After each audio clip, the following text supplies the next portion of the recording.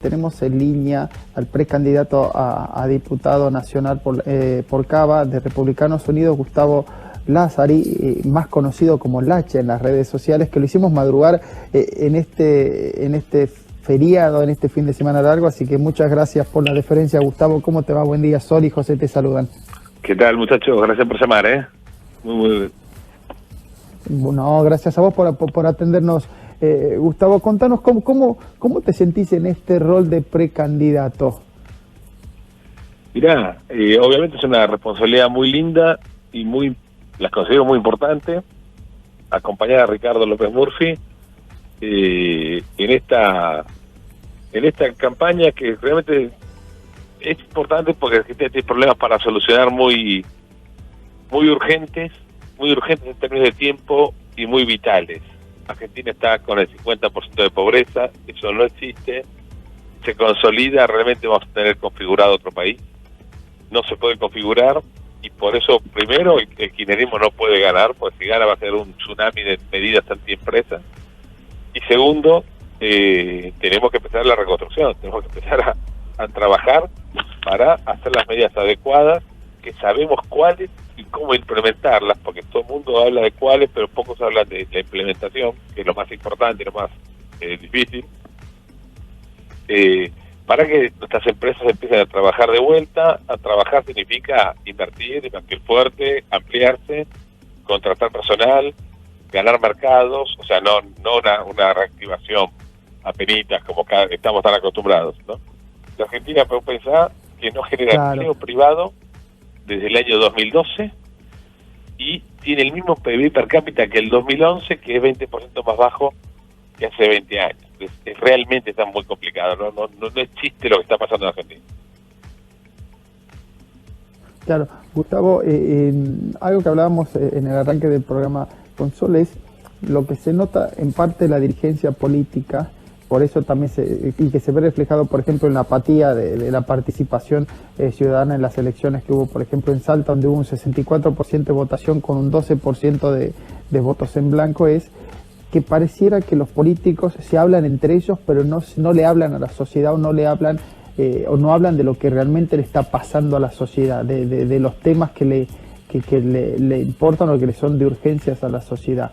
¿Cómo ves eso vos, siendo una persona que no viene de la política y que de repente se mete como candidato? Bueno, mirá una cosita, dos temitas. Primero, como dice Alberti, y es una frase que me gusta repetir, el que no se mete en asuntos públicos paga su pereza con su fortuna. Y a la sociedad civil nos costó mucho meternos en estos temas, nos cuesta porque somos tipos de laburo. Hoy me agarras hasta ahora, si hubiera sido mañana me agarrabas el laburo. Entonces, somos gente que le pegamos 10 horas de fábrica todos los días. Entonces, obviamente nos cuesta meternos, yo lo entiendo y yo no lo considero como lo de Salta o cuando la gente no va a votar o vota en blanco. Para mí es una señal, no es algo negativo, es algo que la gente le quiere decir al sistema político y tenemos que tomar el guante. Ahora, ¿qué pasa? A la sociedad le cuesta involucrarse porque a veces no se siente identificada en los temas. Vos fíjate que muchos políticos te hablan te describen la situación como si fueran periodistas, como si fuera tu laburo. Para eso estás vos, no están los políticos. Tenemos funcionarios que son comentaristas y tenemos en la oposición también en todo el espectro, y a veces discuten temas que no son relevantes para la gente. Entonces se hablan de cuestiones ideológicas, que está muy bien, todos tenemos nuestra ideología, yo la tengo muy marcada, pero acá tenemos que hablar de soluciones, problemas y soluciones. ¿Cuál es el problema? ¿Cuál es la solución? Punto, no hay más discusión.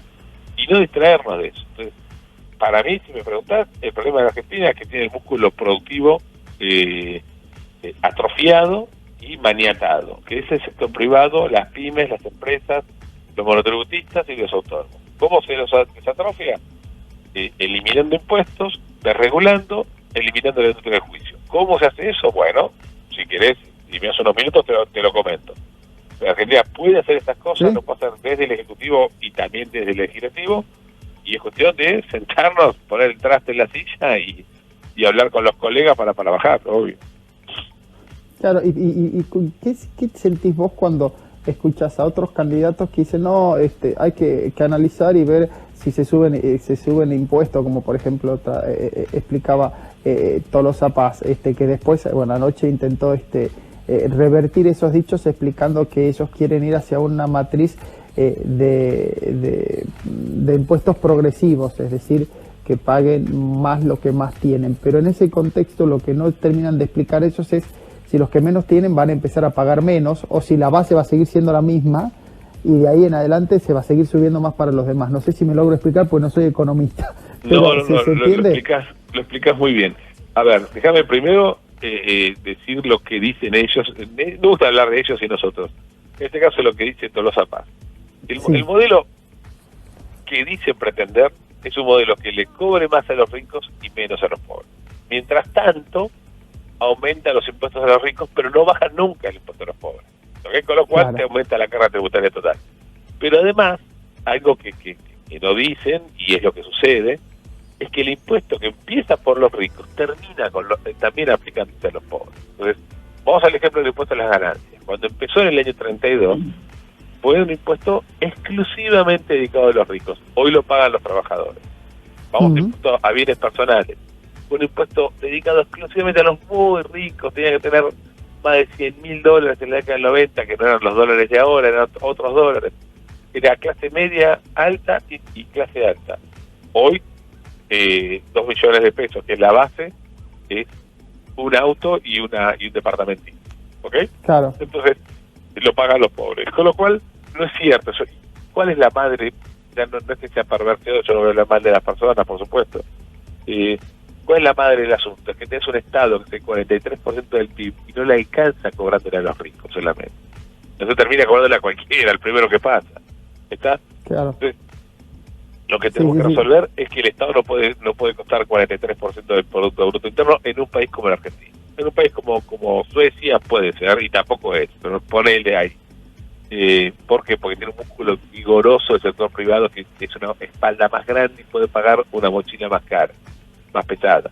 En la Argentina nuestro músculo está debilitado, está totalmente raquítico y no puede cargar una bolsita de supermercado, ¿ok?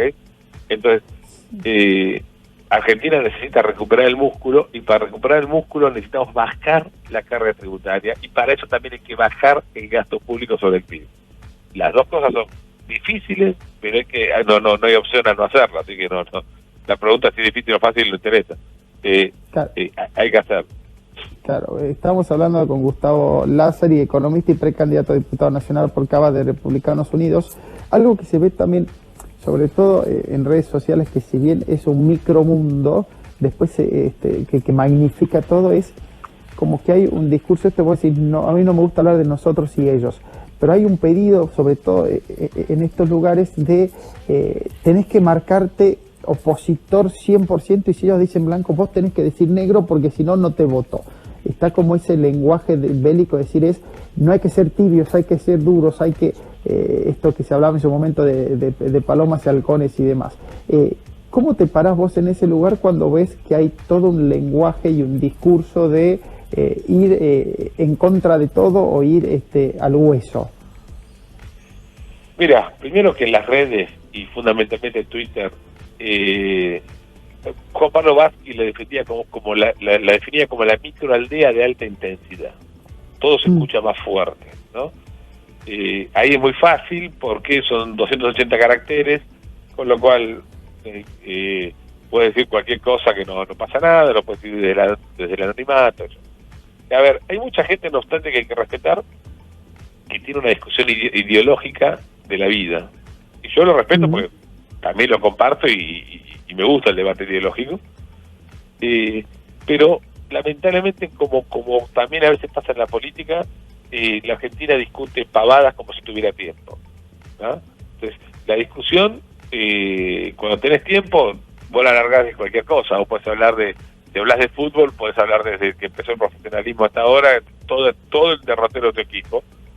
Pero si faltan 5 minutos para que termine el partido, vos no podés decir, no, porque en el año 44 tiramos un centro, no, tenés que agarrar con los que tenés en la cancha, tirar el centro de la olla y cabecear con el arquero, no te queda otra. Entonces, es otra forma de jugar esta cosa. Argentina no tiene tiempo.